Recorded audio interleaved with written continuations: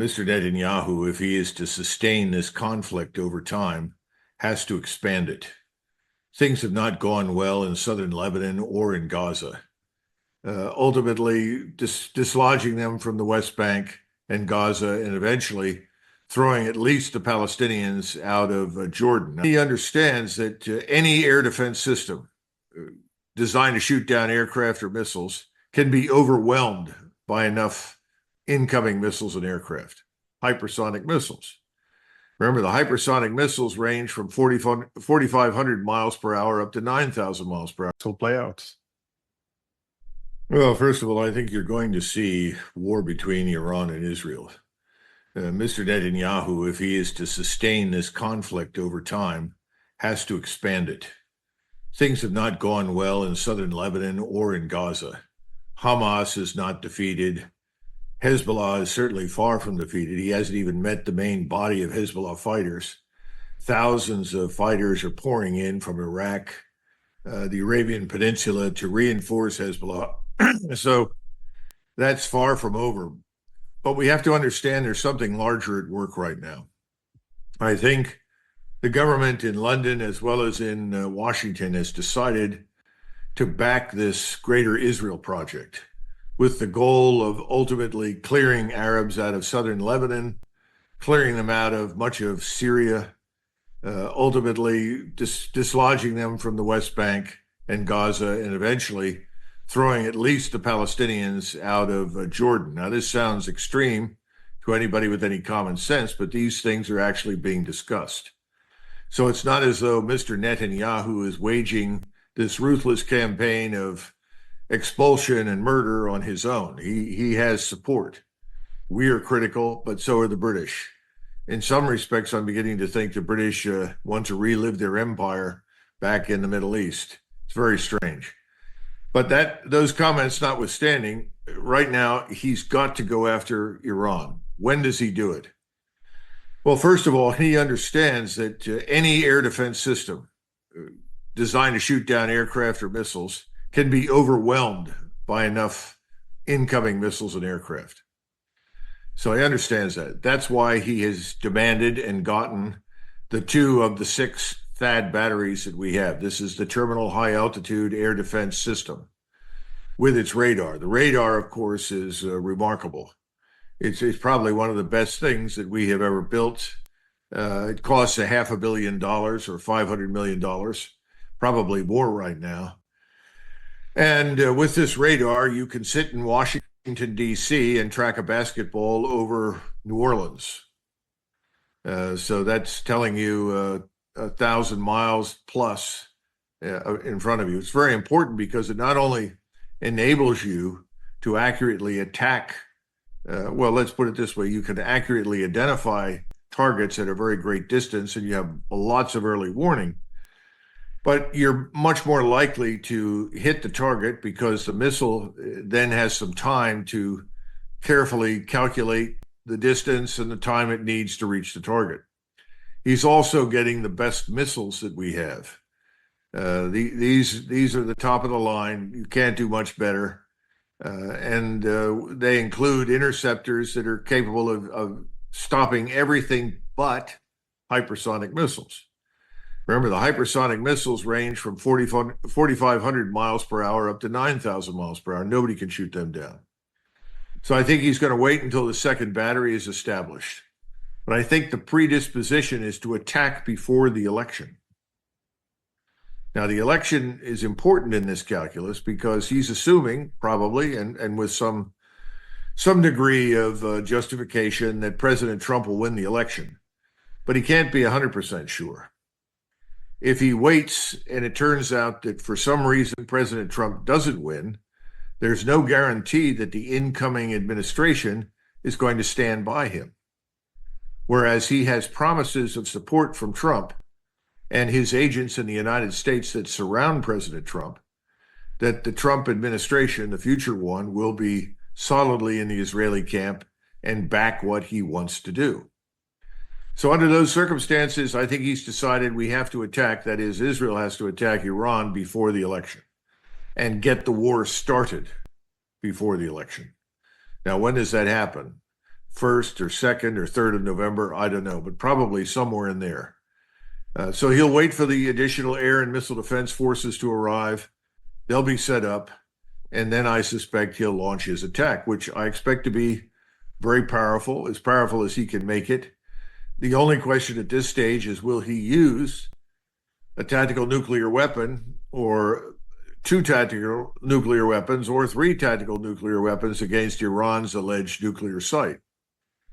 We have ultimately asked him not to do that, but he has these weapons, and he's made it very clear that whatever we want is secondary to his and Israel's interests. And therefore, he will do what he thinks is appropriate. The problem, of course, of using a nuclear weapon, Glenn, is that you open the proverbial bottle and the genie comes out, and that makes it then legitimate for others to use those weapons against you. And we know that Iran is close to the threshold of producing warheads that can be weaponized on the missiles available to the Iranians. So hopefully that won't happen, but it could. At any rate, that's the situation he's in right now. Now, then the Iranians will respond. And the question is, at this stage of the game is how rapidly they will respond. Will they respond instantly? Start unloading their missiles on Israel as soon as they discover that they are under attack, or do they wait and then attack? I don't know. But I think that'll be devastating for Israel. It's going to be hard on Iran, but Iran is a nation of what? Almost 90 million people. Iran is the size of Europe, Western Europe. Of course, they have 2 large deserts internal to the country. There aren't very many people in those, obviously. So populations are concentrated in a few cities, but you do have a large rural population. So Iran is going to absorb it, and then they're going to strike back, and they will have every bit of help that Russia and China can provide to them. The initial response in the weeks that followed demonstrated that Israel was not interested in any future arrangement that would include any sort of Palestinian state, or for that matter, even a ceasefire with the people in Gaza, Hamas. And since then, the war has only expanded. I don't think anyone in the Middle East harbors any illusions, regardless of what we say. And I think if anybody believes that there's a future for a two-state solution, they're hopelessly delusional. There isn't. If you travel to the capitals in the region, and I'm talking to several people who've traveled to them, and recently and spoken to people very close to the top, people that work closely with Mr. or General Sisi, people that work for Crown Prince Mohammed bin Salman, people that are dealing with the Emirates and also in Qatar and Ankara, they have all said the same thing. Everyone's attitude is no more Balfour Declaration. That's over. So as far as they're concerned, there will be no compromise. And they don't take us seriously. They don't see us as an honest broker because they see us as essentially manipulated by their enemy. We are the creature of Israel. We are the dog that's being wagged by the tail. And how are the neighboring states? Do you see any changes going? I know they differ very from the actual actions which are being taken. If you are in one of the Arab states right now, or Iran, or Turkey, it's very obvious to you who is in charge. Mr. Netanyahu is in charge. And he doesn't ask for something, he demands it, and he gets it. And Amos Hochstein or Tony Blinken, when they come into the region, are not treated seriously anymore because as far as the Arabs and Turks and Persians are concerned, these people are simply repeating talking points from Mr. Netanyahu, and they are Mr. Netanyahu's agents.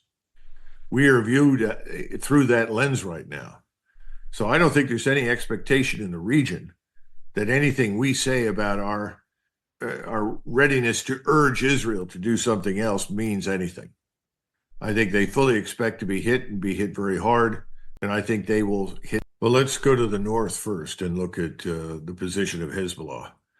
Hezbollah is not defeated. It has not been destroyed, but the Israeli goal moves beyond Hezbollah. They are destroying infrastructure, making it impossible for people to live where they currently live.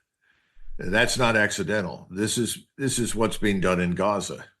In other words, this is a war on the population, not just against Hezbollah. That reality is sinking in. It is sunk in Ankara. They understand now that they're on the verge of receiving a flood of refugees, which they cannot manage.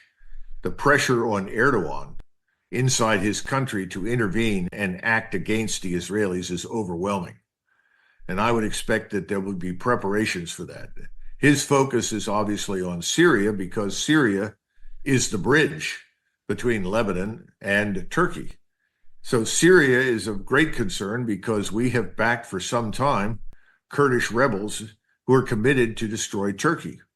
We and the Mossad, and I'm talking about the CIA and Special Operations Forces, have worked with the Kurds for a long time, and they are now taking action.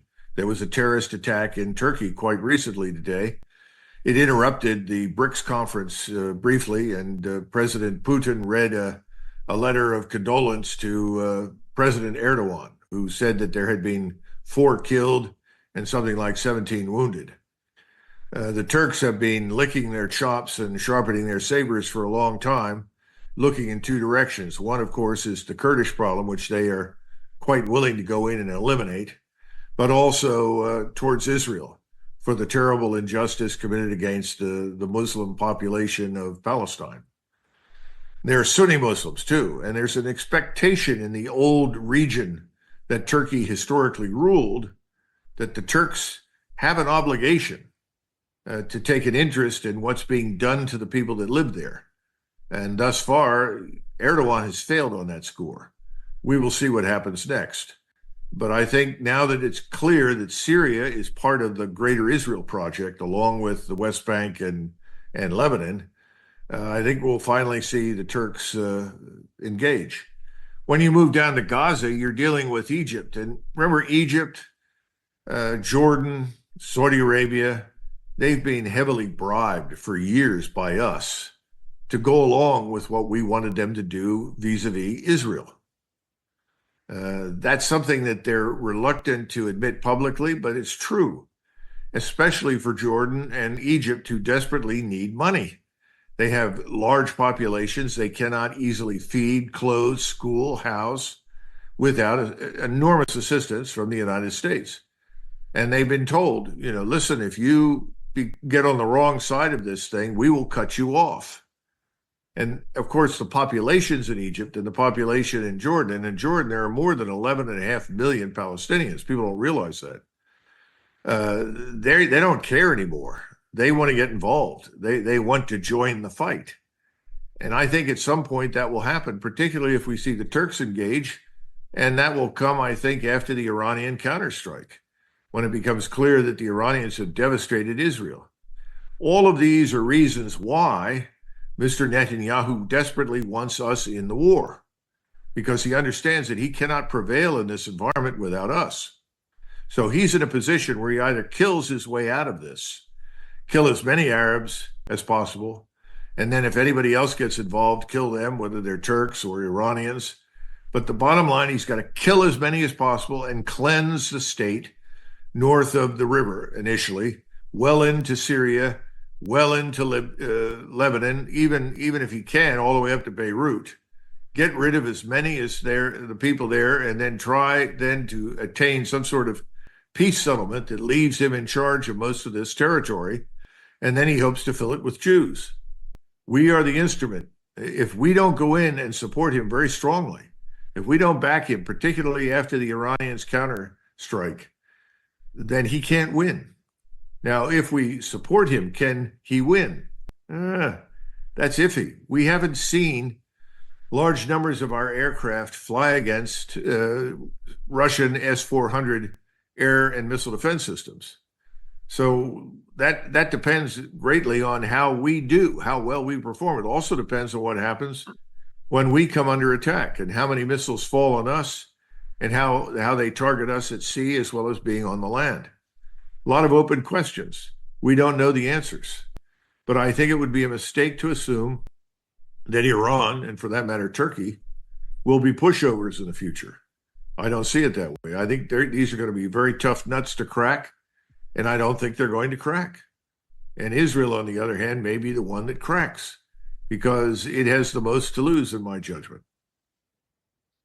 Swedes and other NATO forces in eastern Ukraine recently near Poltava and was devastating. They probably have access to more than that, to more longer range missiles. Clearly, they have hypersonic missiles. We know that because they penetrated and struck targets at an Israeli military site. How many do they have? What kinds of different warheads? I don't know. Anything is possible, but I think they have enough that they can selectively target what they consider to be important military installations and people. So I think they've got more than enough. Someone told me recently that they had the capacity to fire 400, the equivalent of 400 missiles and rockets uh, every hour for 3 or 4 or 5 days before reloading anything. Now that may be an exaggeration, but it's not impossible. We'll have to wait and see how this initial engagement goes for the Israelis when they attack. That'll tell us a great deal. If their aircraft are lost, if it doesn't go that well, if they don't achieve what they, of course, we'll never be told honestly what they did or didn't achieve. We know that from experience, but we'll be able to know what happened. And then the Iranians counterstrike. That's when we come in. I mean, we will come in. We have 1,000 fighters ready to go. We have large numbers of bombers sitting down on Diego Garcia and other locations. We can fly them all the way from Nebraska if we need to and drop enormous quantities of ordnance on Iran. The Russians have made it clear they will not stand by and watch Iran be destroyed. So the Russians now put some ships into an Iranian port recently and then sent a message and saying, don't attack Iran. I think the Russians would like nothing better than to see no war. But they have thousands of men on the ground, technicians and soldiers, who are hastily not only assembling air and missile defense capabilities, also building up the intelligence, surveillance, reconnaissance capability. They have moved pilots down there who can fly Iranian aircraft and other kinds of aircraft as needed. And I think we'll see a lot of long-range ballistic missiles, maybe some that we didn't expect. But it will all be conventional initially, unless, of course, Israel uses a tactical nuclear weapon, in which case, then I guess the so-called guardrails are completely abandoned, and you could see a nuclear warhead on a missile fired from Iran. And that's simply because they are at the point now where they could rapidly produce one, committed to stand by South Vietnam. You realize Zelensky left with a consolation prize of a few $100 million. That will at least keep most of the people on his payroll. That will pay off his generals, the politicians. I mean, the notion of the Ukrainian parliament being a parliament is kind of a joke. They're all on the illicit payroll, being paid off to vote the way they do and act the way they do. I think that will continue until it can't. And I don't think we're far away from the can't. The situation in Ukraine is dire. Certainly the winter situation that's coming is going to have a devastating impact. I'm not sure that the Zelensky regime will survive too much longer, but this was a package designed to keep them alive, to put them on life support to get through the election. Remember, in this country, sadly, a lot of it's for public display, and not necessarily overseas, but here at home. Oh yes, we're standing by Ukraine. Ukraine hasn't lost. We haven't been defeated. See, we'll make this right. And they'll get through the election. And when the election is over, they'll generally lose interest and they'll stop talking about it. That's what we did with Vietnam. That's what we've done to a large extent about the Middle East when we talk about Iraq and Syria. The objective is to keep U.S. casualties low or non-existent. Don't say anything, hunker down, and stay wherever you are as long as you can. It's ridiculous. It's hard for Europeans to understand, but that's the way we do business. I think also there's something else happening. I think in Europe itself, NATO's crumbling. People know that. The NATO allies are not shoulder to shoulder on any of this. The reality that you could end up with a war against Russia that nobody really wants is really upon us. This is the problem with the whole deep strike strategy. And yes, you're right. We have pulled back. Now, the Ukrainians are trying to cobble together whatever they can for a long range strike here or there to try and signal that they're still alive or something. But it's not going to make any difference. And of course, the latest narrative, which was complete nonsense, is that Russia is doing so badly it needs troops. It's badly harmed. Therefore, North Korean forces are going to come and fight for Russia in Ukraine. And that's not true. That was complete nonsense. And what happened was a newspaper outlet in Korea, which is, I think it's the National Information Service, something like that. It's aligned with the current president of Korea, who's very much a quote unquote U.S. lackey and owes a great deal to the CIA. That news organization put out this ridiculous nonsense, and they used a photograph. They show you a North Korean flag or a Russian flag on the hill and North Korean troops and saying, see, they're there and they're getting ready to go fight. No, they're in eastern Siberia, what we would call northeast Manchuria. Not all of Manchuria is obviously in China. Some of it still lies in Russia. And they historically get on rail cars down in North Korea because North Korea has a border with Russia. And they go up into Russia to train. And they're usually being instructed in new tactics and techniques. I wouldn't be surprised if the Russians were not passing on their experiences in Korea to the North Koreans. And they all wear Russian uniforms. And that's true that any foreign power that sends its forces to Russia dons a Russian uniform so that nobody knows how many foreign elements there are actually training inside Russia. This has been true for a long time. And that's what you see, North Koreans in Russian uniform. Not that it makes a great deal of difference, but that's what they do. So there are no North Korean troops getting ready to do anything. The only people that are getting ready to do something are Zelensky and his colleagues. They're getting ready to leave town as soon as possible, as soon as they can get out before the ultimate hammer falls. And that's where they are. I'm sure they've got one foot on the airplane as we're speaking right now. That's how desperate the situation is in Kiev. I think the key to understanding what's happening is that Ukraine no longer has any air defenses to speak of. Excuse me. If it attempts to use aircraft at all, those aircraft are targeted, identified, and shot down. This means that the Russians have essentially carte blanche to attack anywhere they want to. Remember, they've also destroyed the energy grid. So there's an acute lack of power on any given day. The army no longer occupies its strong points. The fortifications it had in Donetsk and the Donetsk basin are destroyed. The last great fortress had a 6 and a 9,000 pound fuel air explosive bomb dropped on it. Now, whether that was sent in as a glide bomb or otherwise, I don't know, but that annihilated everything that was on the ground. Remember, a fuel air explosive, when it comes in, it has the impact of a nuclear weapon because it sucks out the oxygen from the atmosphere. So anything within the radius of the blast, which can be several miles in either direction, suffocates. And if it doesn't suffocate, it's burned to a crisp because the fuel air explosive is ignited. These are terrible weapons. We used them in Vietnam. The Russians are using them to finish off whatever resistance they find. And for good reason. They say, why should we bother taking casualties when we can do this job from the air? And initially, remember when Putin went in, he really imposed tremendous restrictions on his soldiers that went in there. And as a result, things didn't go very well. Those restrictions have long ago been lifted. So he wants to get this thing over with as rapidly as possible. But he wants to do it in a way that does not reinforce this madness that says, see, the Russians are marching on Latvia or something. He's not interested in the Baltic states. He doesn't want to go to war against Finland. He doesn't want to attack Poland. He's not interested in any of that.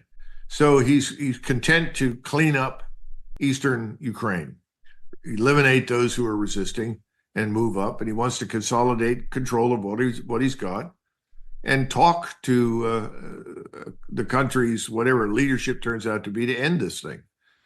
And I don't think Zelensky can do that, so I think he'll leave at some point. I don't know who will be left, but I suspect that there's a growing willingness, certainly in Berlin and other places, for people to say that enough's enough. Let's step up and end this. And the worse things get in the Middle East, frankly, I think the more likely people are to rush to end this war in Ukraine.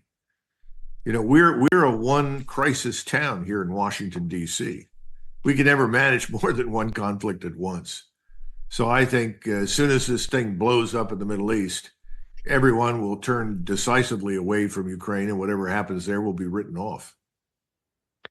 Yeah, it's this big joke that Putin ended COVID because once the Russians invaded Ukraine in February 2022, suddenly we stopped talking about. Breakout of a major war in the Middle East will be a catalyst for that financial crisis. We'll see the markets fall apart. The bond business, which is already a terrible show, theatrical exercise. Nobody wants to buy our bonds. When those things all come together, the American people are going to want answers, and they're going to be concerned about putting food on the table again. They're going to be concerned about supply chains that don't work, concerned about money they can't get access to, because the banking sector is in serious trouble. The bottom line is that this thing is not going to last much longer, and I think President Putin knows that. And that's another reason why he's moved carefully. Xi, by the way, President Xi in China, doesn't want us to collapse because that's going to have consequences for him. We are China's biggest market.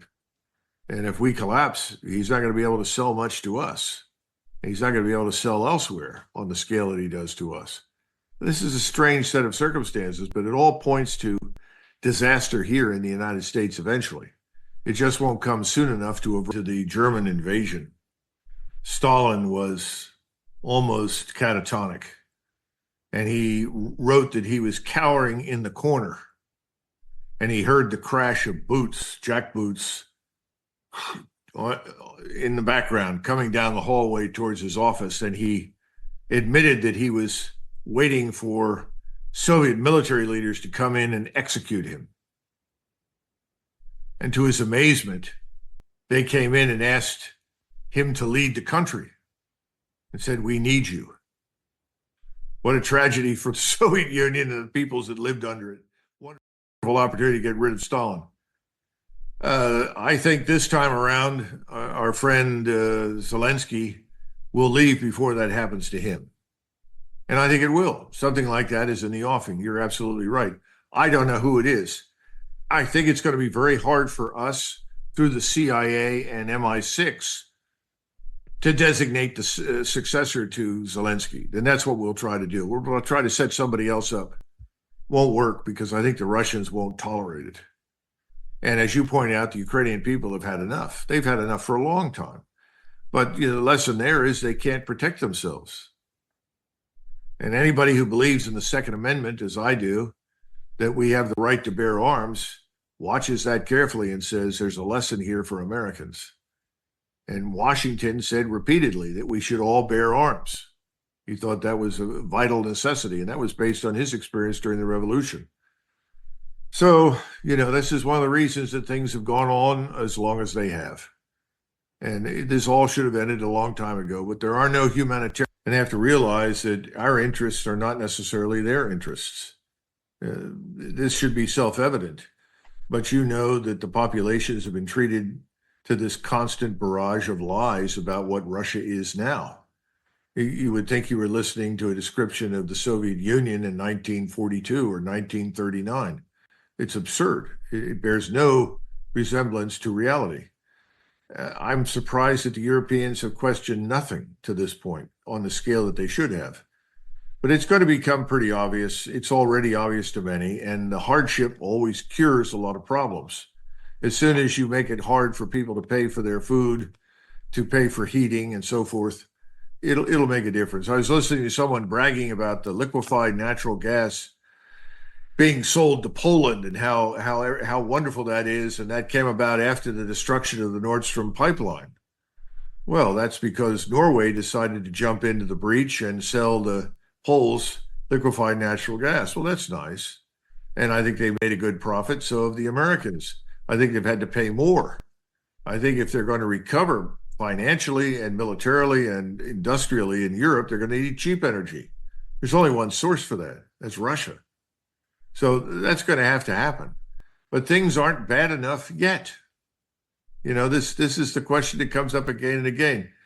And remember, de Gaulle explained this many, many years ago. And I remember when I was a young man that had just arrived in Germany as an exchange student, and people never missed the opportunity to pour buckets of filth and abuse all over de Gaulle. Oh, he's evil, he's bad, he doesn't believe in NATO and the Atlantic Alliance.